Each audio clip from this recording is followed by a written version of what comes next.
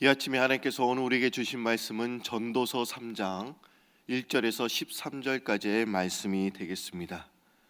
전도서 3장입니다. 전도서 3장 1절에서 13절까지의 말씀입니다.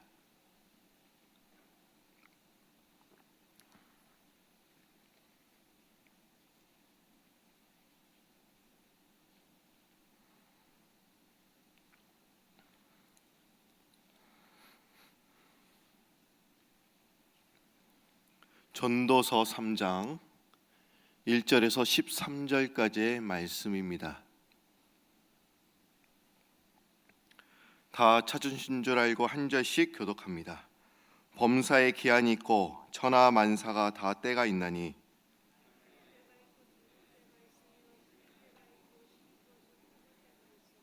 죽일 때가 있고 치료할 때가 있으며 헐 때가 있고 세울 때가 있으며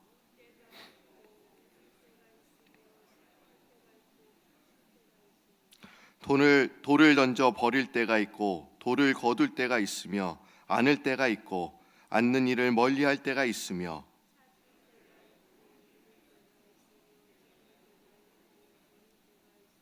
찢을 때가 있고 꿰맬 때가 있으며 잠잠할 때가 있고 말할 때가 있으며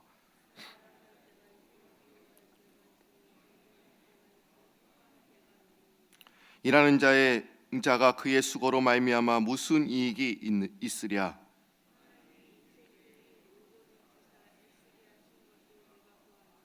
하나님이 모든 것을 지으시되 때를 따라 아름답게 하셨고 또 사람들에게는 영원을 사모하는 마음을 주셨느니라. 그러나 하나님이 하시는 일의 시종을 사람으로 측량할 수 없게 하셨도다.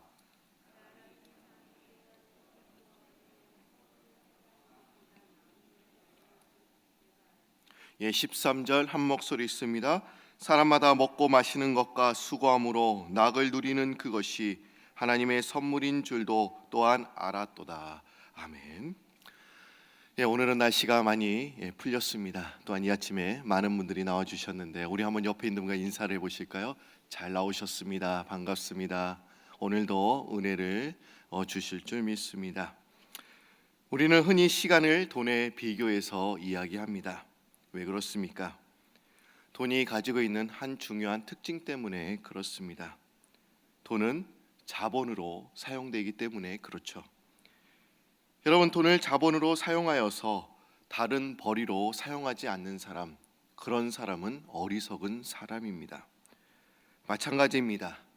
시간을 자본으로 사용하지 않는 사람도 지혜롭지 못한 사람, 어리석은 사람입니다. 하나님께서 모든 인간에게 공평하게 주신 것이 있죠. 그것이 시간입니다. 어느 특정한 사람에게 더 준 것이 아닙니다. 또 어떤 사람에게 덜 준 것도 아닙니다. 하나님은 공평하게 여러분 모두에게 시간을 허락해 주셨습니다. 인간은 누구나 태어나고 누구나 죽기 마련입니다. 그리고 삶과 죽음의 사이의 시간이 또한 우리에게 주어진 시간입니다. 그럼 우리는 이 시간을 어떻게 사용하는 것이 좋을까요? 또한 우리에게 주어진 시간이란 삶과 죽음에 놓여 있는 이 시간에게 우리는 어떤 의미가 있습니까? 또한 여러분들은 시간에 대해서 어떤 생각을 또한 갖고 계십니까? 오늘 전도서 3장 1절에서 13절까지의 말씀을 우리가 읽었습니다. 이 전도서를 쓴 이 솔로몬 왕, 이 기자는 3장 1절에 이렇게 이야기를 하고 있죠. 범사에 기한이 있고 천하 만사가 다 때가 있다. 범사에 기한이 있다는 것입니다. 천하 만사에는 다 때가 있다. 이렇게 말씀하고 있습니다. 인생의 모든 일은 하나님의 뜻과 계획대로 결정된다는 것을 말하고 있습니다. 그분의 정하신 기한과 때에 따라서 그 일이 이루어지고 성취된다는 것을 지금 말씀하고 있습니다. 우리가 마음에 강렬한 소원을 두고 어떤 일을 행할지라도 모든 일의 성취는 우리의 계획과 시간표대로 이루어지는 것이 아니라 하나님께서 정해두신 계획과 시간표대로 이루어지는 줄 믿습니다. 그래서 성경은 이것을 하나님의 계획 그리고 하나님의 섭리라고 이야기를 합니다. 오늘 본문 말씀 1절에서 8절까지의 말씀을 보시면 눈에 띄는 단어가 있습니다. 어떤 단어가 있었죠? 반복적으로 나오는 단어가 있습니다. 아마 여러분들 아실 거예요. 뭐죠? 때입니다. 우리 몸에 있는 때가 아니고요, 타임, 시간을 의미합니다. 무려 몇 번이나 등장하고 있을까요? 1절에서 8절까지 여러분들이 읽어보시면 이 때라는 단어가 무려 28번이나 등장하고 있습니다. 왜 솔로몬은 시간에 대해서 지금 열거하고 있습니까? 그것은 우리의 인생은 유한하지만 잠시 잠깐이라도 시간을 헛되이 낭비해서는 안 된다라고 지금 이야기하고 있는 것입니다. 우리에게 주어진 시간을 아끼고 잘 선용해야 한다, 지금 이렇게 이야기하고 있습니다. 탈무드에서는 이렇게 이야기를 합니다. 많은 사람들은 돈을 시간보다 소중히 여기지만 그러나 시간은 돈으로는 살 수가 없습니다라고 이야기를 하고 있습니다. 그러기에 우리에게 주어진 그 유한한 시간을 유용되고 보람있게 보내는 것만이 가치 있는 인생이다라고 지금 이야기하고 있습니다. 우리가 물건을 삽니다. 근데 여러분들 살 때 물건을 어떻게 사십니까? 우리가 그냥 마구잡이로 사지 않습니다. 요새는 인터넷 서치도 해보고 그 품질 제품의 어떤지 그 상품평도 한번 다 읽어보면서 이제 물건을 다 사게 되는 것이죠. 또 우리는 마음의 물건을 들지 않으면, 사지 않으면 또한 그만일 것입니다. 그러나 시간은 어떻습니까? 누구나 사지 않을 수 없습니다. 인간에게 오는 세월도 또한 막을 수 없고 또 가는 세월도 우리가 잡을 수가 또한 없습니다. 그러기에 시간이 마음에 들던 아니든지 간에 주어진 시간을 잘 아끼고 또 선용하는 그런 저희들이 되어야 합니다. 또한 솔로몬은 또한 이렇게 이야기하고 있습니다. 또 우리가 시간을 잘 사용해서 또 기회를 놓치지 말아라, 이런 말씀이 담겨져 있는 것입니다. 하나님께서 만드신 그 만물에게는 정하신 때가 있습니다. 그래서 따라서 우리는 때를 분별해야 합니다. 그러나 때를 분별하는 것으로 우리가 만족해서는 안 됩니다. 그 시간을 잘 활용해야 하는 것이죠. 그런데 의미는 결코 세상의 성공을 위해서 기회를 잘 포착하라는 그런 의미의 말씀은 아닙니다. 하나님께서 우리에게 허락하시는 그런 시간이 있다는 것입니다. 하나님께서 내가 하라고 하실 때 그때 우리가 기회를 잘 알아서 그 기회를 놓치지 말아야 한다는 것이죠. 한 50세 된 한 목사님이 자신의 젊은 시절을 회상하는 그런 글을 썼습니다. 그 목사님은 20대에 자신이 들렀던 추억의 장소를 우연히 들르게 되었습니다. 그리고 그곳에서 자신이 인생에 있어서 가장 아름답게 추억으로 남아 있었던 그 시절을 생각하면서 이런 질문을 자기 자신이 하게 됩니다. 모든 것이 변한 것이 없어. 헌데 나는 어디에 있는가? 20대의 젊음을 가진 나는 과연 어디에 있는가? 이렇게 질문을 하고는 스스로 오랜 생각 끝에 결론을 이렇게 내립니다. 20대의 나는 지금의 나, 즉 50대의 내 안에 있다, 이렇게 결론을 내린 것입니다. 그분은 이 경험을 통해서 또한 이렇게 고백을 합니다. 20대는 결국 현재 존재하고 있는 미래이구나. 20대는 현재 속에 있지만 미래를 좌우하는 것이구나. 여러분, 정말 그렇습니다. 내가 20대에 결정했던 그 선택이 결국 지금 미래를 결정하는 것이 됩니다. 간혹 바뀌는 것이 있지만 그래도 그것이 미래를 결정하는 것이죠. 그런데 문제는 이 현재의 나의 선택이 미래의 내 모습만을 결정하는 것이 아니라는 것입니다. 현재의 나의 선택은 나의 미래를 또한 결정하기도 하지만 또한 나의 가족의 미래를 또한 결정하기도 한다는 것이죠. 또한 내가 지금 선택한 그 미래가 결국은 나의 미래, 나의 가족의 미래, 너의 자녀의 미래, 또 어머니의 미래를 결정하는 것도 된다는 것이죠. 사실은 더 이상의 결과를 낳기도 합니다. 그렇기 때문에 우리는 기회를 놓치지 말아야 한다는 것입니다. 특별히 어떤 기회냐? 구원의 기회를 놓치지 말아야 합니다. 내가 20대 구원 받은 것 때문에 온 가족이 또한 구원을 받게 된 거예요. 나의 자녀까지, 내가 보이지 않는 자녀까지 또한 구원을 받을 수 있다는 것이지요. 그렇기 때문에 내가 결정한 그 선택이 나의 미래, 나의 가족, 더 나아가서 또한 이 세상을 또 바꾸는 것까지 나아간다라고 지금 이야기하고 있는 것입니다. 그리고 우리는 하나님의 은혜를 받을 기회를 또한 놓치지 말아야 합니다. 속담에 이런 속담이 있습니다. 새는 뜨거울 때 쳐야 된다.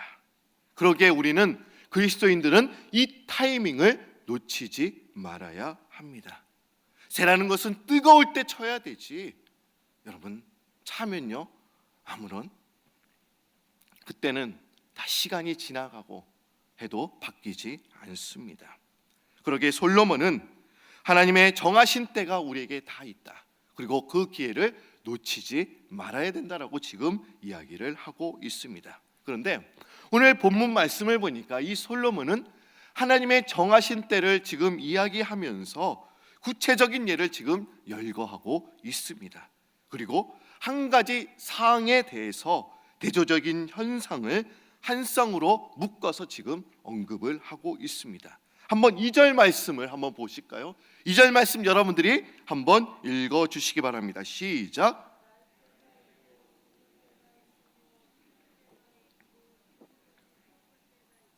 예, 한 쌍이나 어떻습니까? 대조적으로 지금 비교하고 있습니다. 날 때가 있고 죽을 때가 있고 심을 때가 있고 심은 것을 뽑을 때가 있다. 완전 대조적인 것을 딱 이야기하고 있어요. 3절도 보실까요? 죽일 때가 있고 치료할 때가 있으며 헐 때가 있고 세울 때가 있다. 이것도 지금 대조적으로 지금 이야기하고 있습니다. 4절도 여러분들이 한번 더 읽어주실까요? 시작.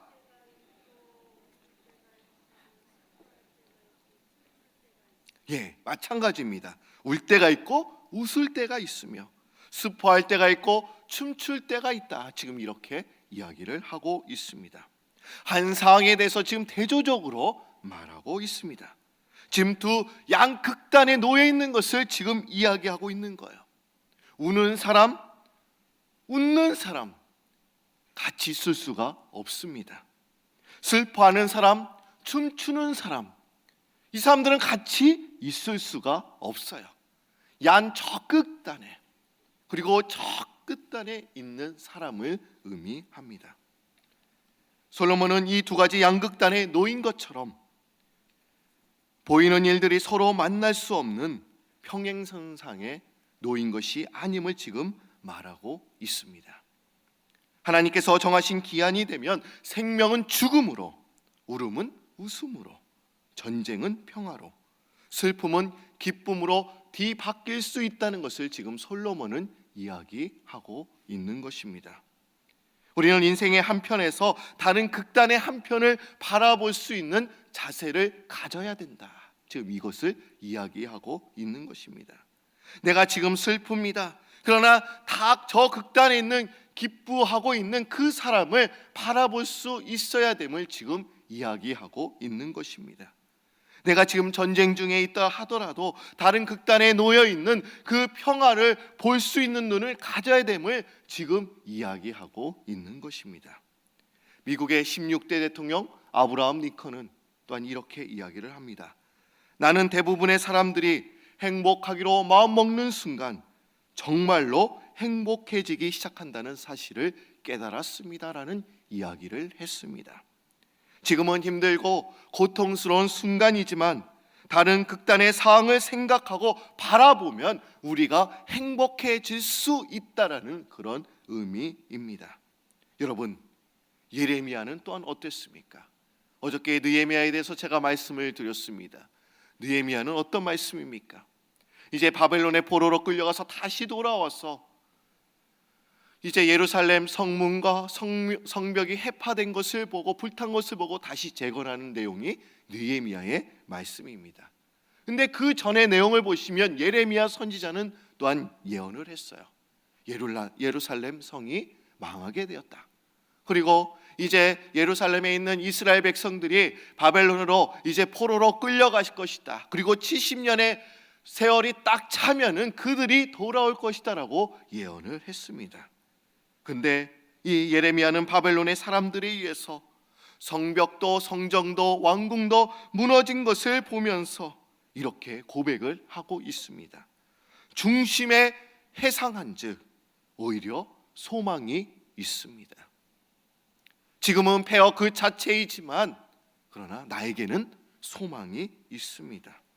지금도 힘들고 어렵지만 다른 한 극단에 있는 희망을 바라보면서 이제 기대와 소망을 갖게 된 것을 의미하고 있습니다. 그러기에 12절에 솔로몬 기자는 또한 이렇게 이야기를 하고 있죠. 12절 말씀 제가 한번 읽어드립니다.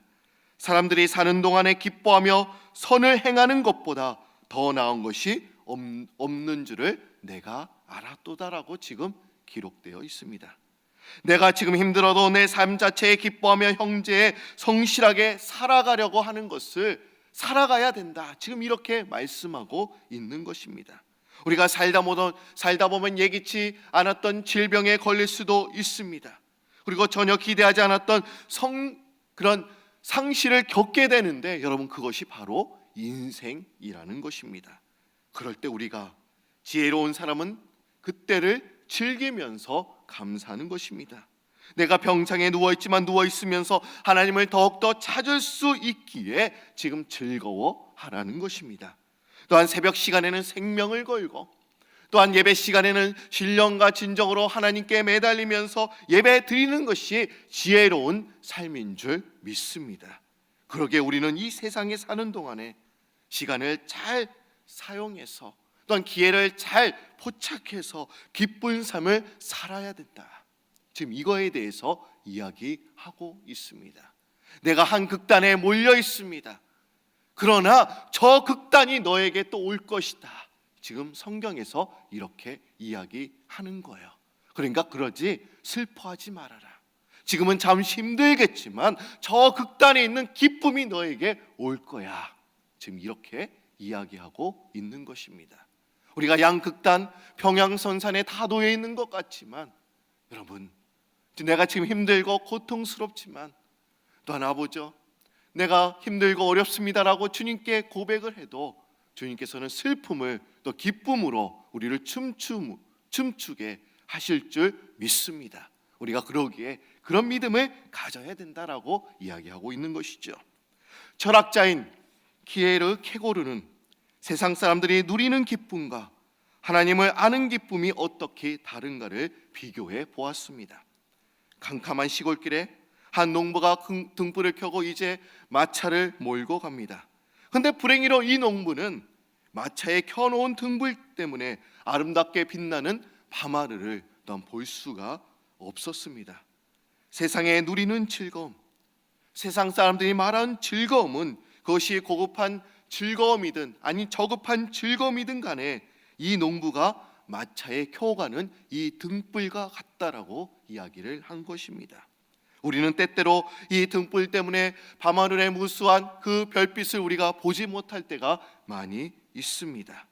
이와 마찬가지로 우리는 세상의 즐거움으로 인해 하나님을 또한 느끼지 못할 때가 있습니다. 그러나 하나님만이 우리에게 즐거움을 주실 뿐만 아니라 기쁨의 근원이 되신다는 것을 우리가 매일 알아야 합니다.